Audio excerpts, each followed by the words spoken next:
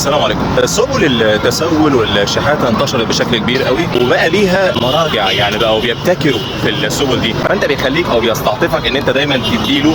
فالطرق اتطورت، فبقت مش مجرد بس ان هو بيكون جالس في مكان او الكلام ده، لا بقى بيعمل حركه تخليك او تستفز مشاعرك ان انت لازم تعطيه، مثل مثلا الراجل ده.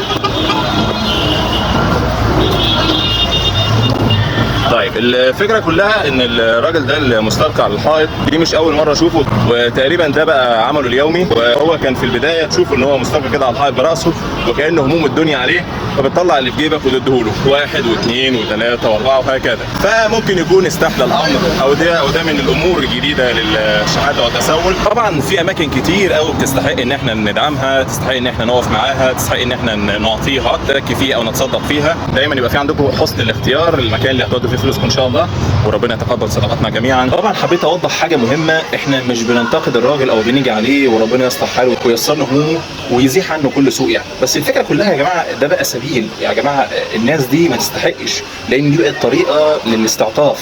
فانا مش قصدي ان اجي على حد، وانا مش بفتري على حد، ويا ريت تتفهموا اللي انا بقوله، وودوا فلوسكم للمكان اللي يستحقه. ربنا يحفظكم يا رب.